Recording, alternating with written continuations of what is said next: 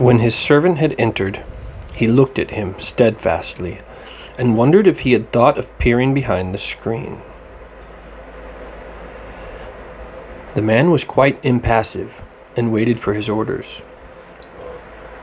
Dorian lit a cigarette and walked over to the glass and glanced into it. He could see the reflection of Victor's face perfectly. It was like a placid mask of servility. There was nothing to be afraid of there. Yet he thought it best to be on his guard. Speaking very slowly, he told him to tell the housekeeper that he wanted to see her, and then to go to the frame maker's and ask him to send 2 of his men round at once. It seemed to him that as the man left the room, he peered in the direction of the screen. Or was that only his fancy? After a few moments, Miss Leaf, a dear old lady in a black silk dress with a photograph of the late Mr. Leaf, framed in a large gold brooch at her neck, and old-fashioned thread mittens on her wrinkled hands, bustled into the room.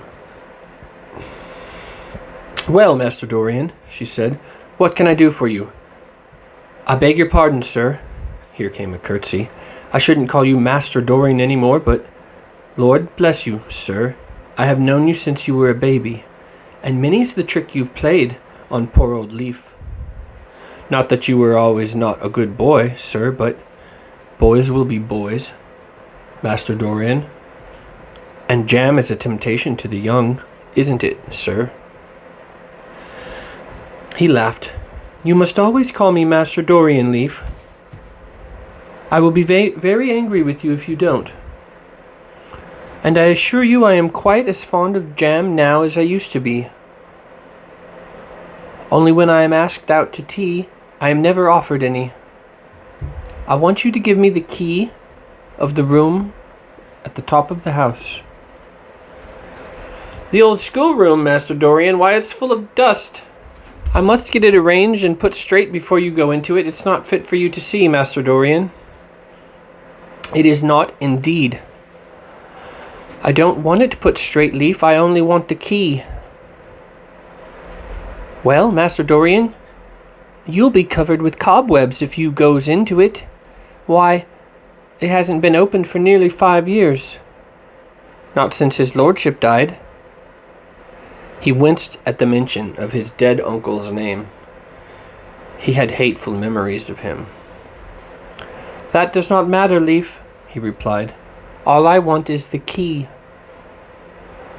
"And here is the key, Master Dorian," said the old lady, after going over the contents of her bunch with tremulously uncertain hands.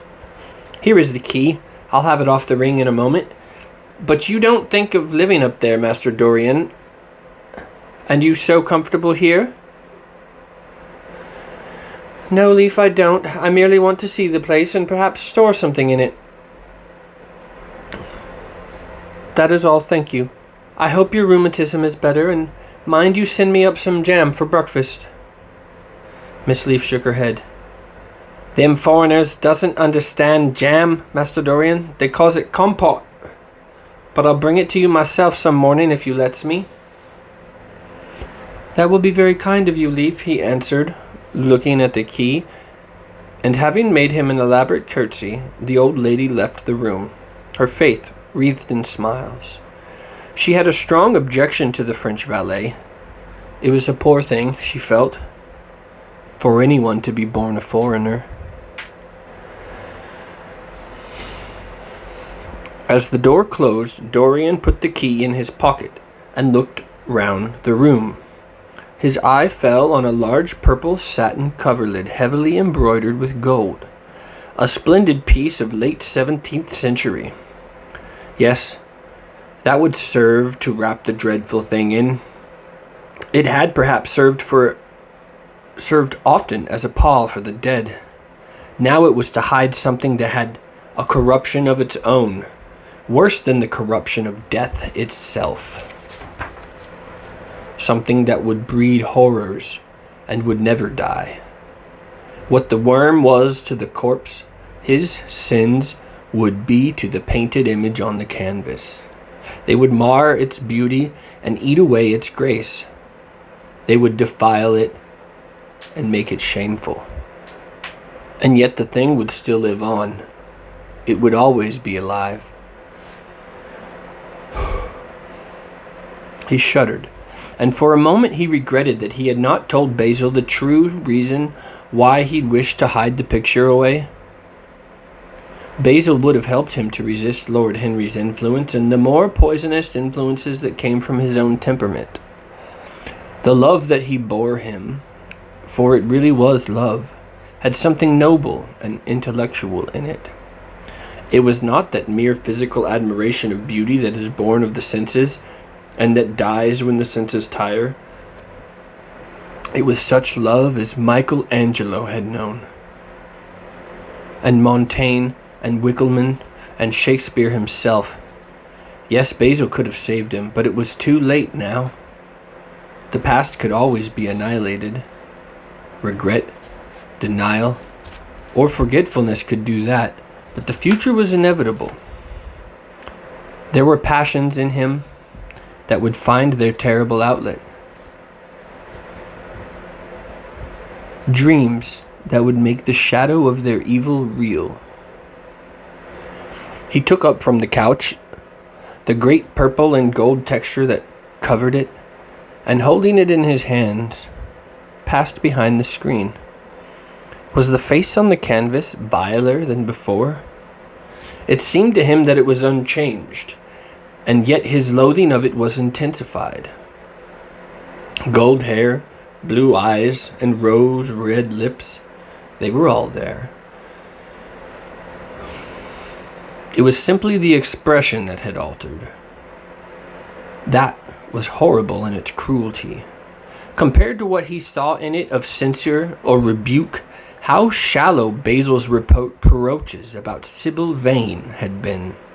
How shallow, and of what little account. His own soul was looking out at him from the canvas and calling him to judgment.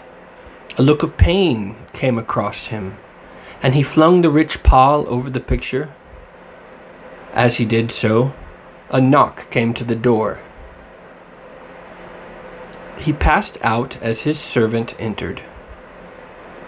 "The persons are here, monsieur." He felt that the man must be got rid of at once. He must not be allowed to know where the picture was being taken to. There was something sly about him, and he had thoughtful, treacherous eyes. Sitting down at the writing table, he scribbled a note to Lord Henry, asking him to send him round something to read, and reminding him that they were to meet at 8:15 that evening. "Wait for an answer," he said, handing it to him, "and show the men in here." In 2 or 3 minutes, there was another knock, and Mr. Ashton himself, the celebrated frame maker of South Audley Street, came in with a somewhat rough-looking young assistant. Mr. Ashton was a florid, red-whiskered little man, whose admiration for art was considerably tempered by the inveterate impecuniosity of most of the artists who dealt with him. As a rule, he never left his shop. He waited for people to come to him, but he always made an exception in favor of Dorian Gray. There was something about Dorian that charmed everybody. It was a pleasure even to see him. "What can I do for you, Mr. Gray?" he said, rubbing his fat, freckled hands. "I thought I would do myself the honor of coming round in person. I have just got a beauty of a frame, sir. Picked it up at a sale. Old Florentine. Came from Fonthill, I believe. Admirably suited for a religious picture, Mr. Gray." "I am so sorry you have given yourself the trouble of coming around, Mr. Ashton. I will certainly drop in and look at the frame, though I don't go in much for religious art. But today I only want a picture carried to the top of the house for me. It is rather heavy, so I thought I would ask you to lend me a couple of your men." "No trouble at all, Mr. Gray. I am delighted to be of any service to you. Which is the work of art, sir?" "This," replied Dorian, moving the screen back. "Can you move it? Covering and all, just as it is. I don't want it to get scratched going up the stairs." "There will be no difficulty, sir," said the genial frame maker, beginning, with the aid of his assistant, to unhook the picture from the long brass chains by which it was suspended. "And now where shall we carry it to, Mr. Gray?" "I will show you the way, Mr. Ashton, if you will kindly follow me, or perhaps you had better go in front. I am afraid it is right at the top of the house. We will go up by the front staircase, as it is wider."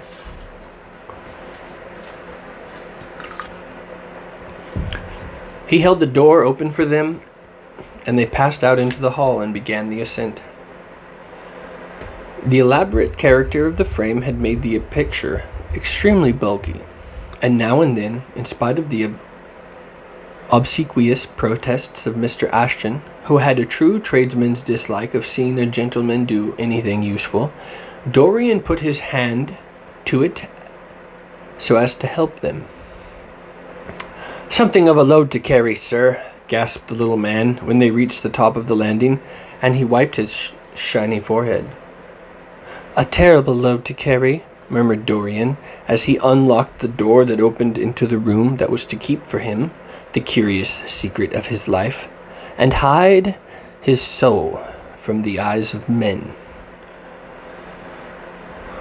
He had not entered the place for more than 4 years. Not indeed since he had used it, first as a playroom when he was a child, and then as a study when he grew somewhat older. It was a large, well-proportioned room, which had been specially built by the last Lord Sherard for the use of the little nephew whom, being himself childless, and perhaps for other reasons, he had always hated and desired to keep at a distance. It did not appear to Dorian to have much changed. There was the huge Italian cassone with its fantastically painted panels and its tarnished gilt moldings in which he had so often hidden himself as a boy. There was the satinwood bookcase filled with his dog-eared schoolbooks. On the wall behind it was hanging the same ragged Flemish tapestry where a faded king and queen were playing chess in a garden, while a company of hawkers rode by, carrying the hooded birds on their gauntleted wrists. How well he recalled it all! Every moment of his lonely childhood came back to him as he looked around. He remembered the stainless purity of his boyish life, and it seemed horrible to him that it was here that the fatal portrait was to be hidden away. How little he had thought, in those dead days, of all that was in store for him.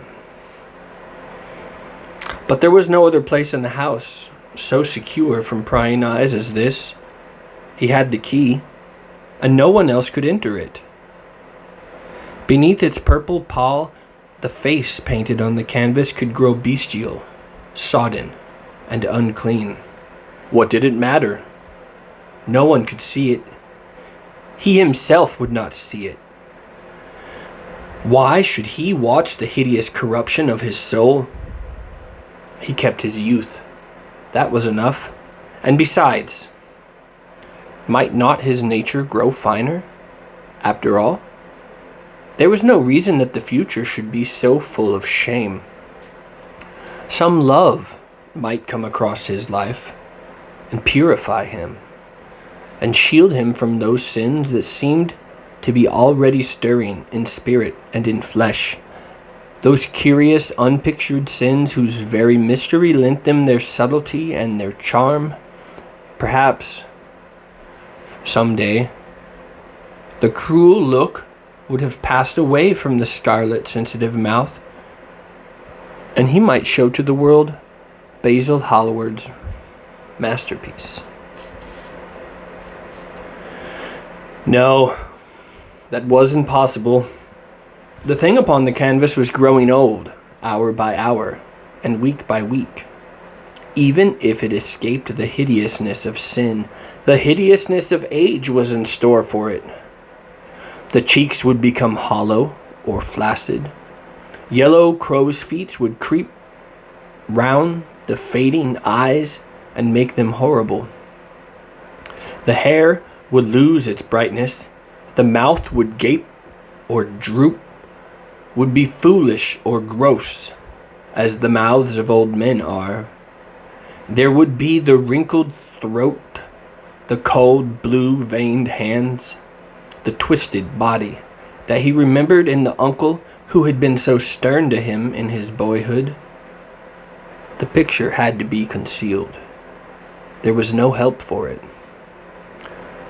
"Bring it in, Mr. Ashton, please," he said, wearily, turning round. "I'm sorry I kept you so long. I was thinking of something else." "Always glad to have a rest, Mr. Gray," answered the frame maker, who was still gasping for breath. "Where shall we put it, sir?" "Oh, anywhere. Here, this will do. I don't want to have it hung up. Just lean it against the wall, thanks." "Might one look at the work of art, sir?" Dorian started. "It would not interest you, Mr. Ashton," he said, keeping his eye on the man. He felt ready to leap upon him and fling him to the ground if he dared lift the gorgeous hanging that concealed the secret of his life. "I won't trouble you any more now. I am much obliged for your kindness in coming round." "Not at all. Not at all, Mr. Gray. Ever ready to do anything for you, sir." And Mr. Ashton tramped downstairs, followed by the assistant, who glanced back at Dorian with a look of shy wonder in his rough, uncomely face. He had never seen anyone so marvelous. When the sound of their footsteps had died away, Dorian locked the door and put the key in his pocket.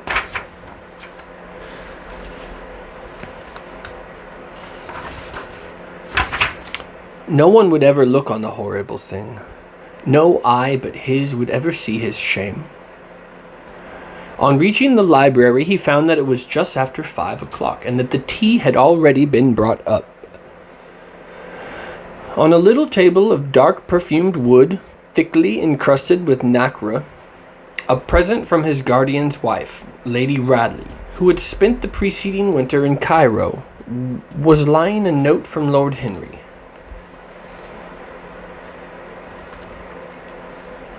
And beside it was a book, bound in yellow paper, the cover slightly torn and the edges soiled.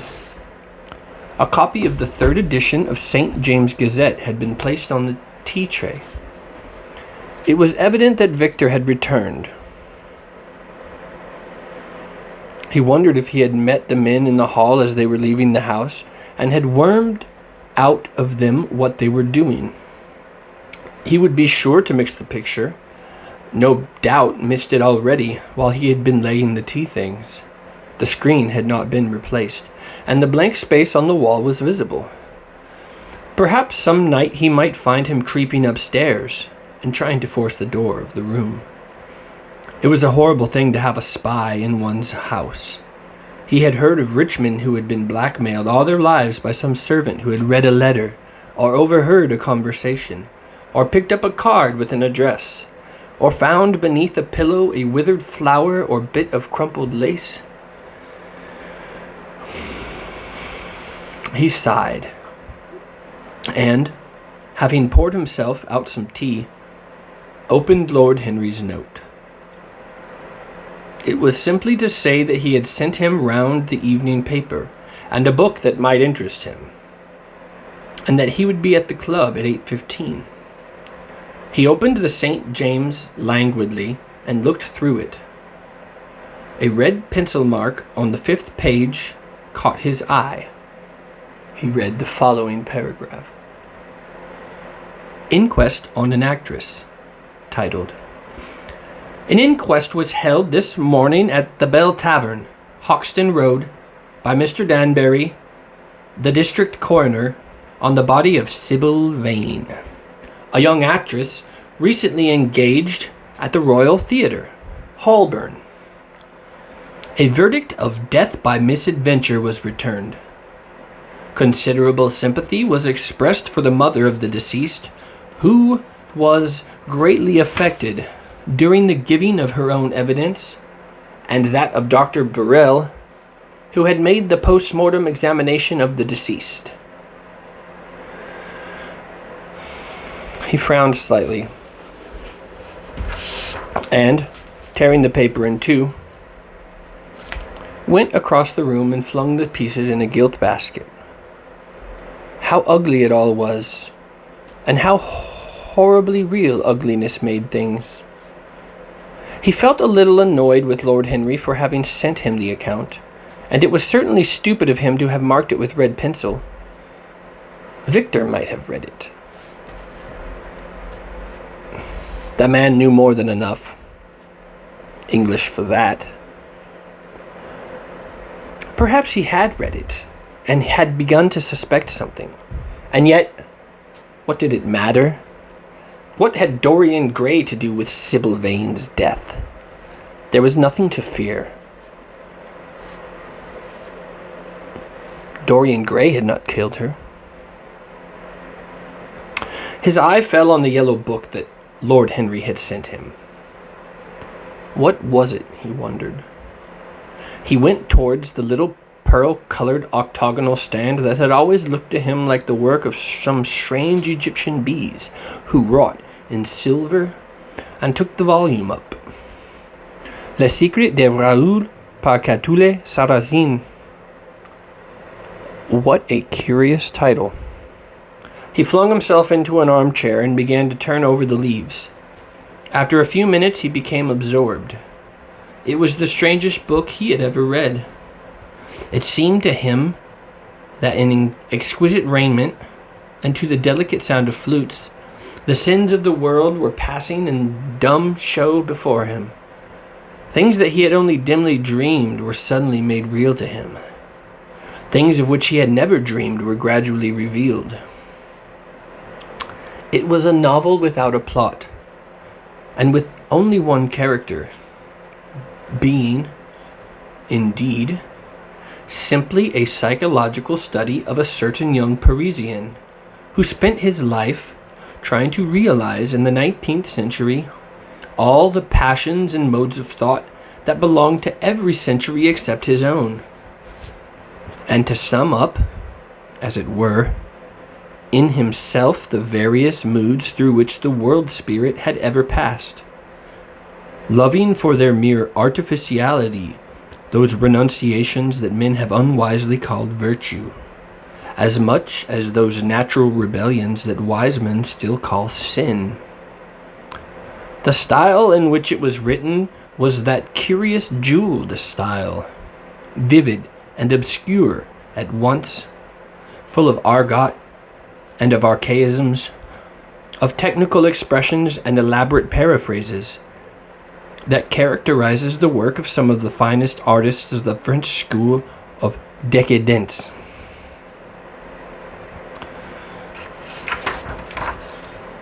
There were in it metaphors as monstrous as orchids, and as evil in color. The life of the senses was described in terms of mystical philosophy. One hardly knew at times whether one was reading the spiritual ecstasies of some medieval saint or the morbid confessions of a modern sinner. It was a poisonous book. The heavy odor of incense seemed to cling about its pages and trouble the brain. The mere cadence of the sentences, the subtle monotony of their music, so full as it was of complex refrains and movements elaborately repeated, produced in the mind of the lad, as he passed from chapter to chapter, a form of reverie, a malady of dreaming, that made him unconscious of the falling day and creeping shadow. Cloudless, and pierced by one solitary star. A copper-green sky gleamed through the windows. He read on by its wan light till he could read no more. Then, after his valet had reminded him several times of the lateness of the hour, he got up and, going into the next room, placed the book on the little Florentine table that always stood at his bedside, and began to dress for dinner. It was almost 9 o'clock before he reached the club, where he found Lord Henry sitting alone in the morning room, looking very bored. "I am so sorry, Harry," he cried, "but it really is entirely your fault. That book you sent me so fascinated me that I forgot what time it was." "I thought you would like it," replied his host, rising from his chair. "I didn't say I liked it, Harry. I said it fascinated me. There is a great difference." "Ah, if you have discovered that, you have discovered a great deal," murmured Lord Henry with his curious smile. "Come, let us go in to dinner. It is dreadfully late, and I am afraid the champagne will be much too iced."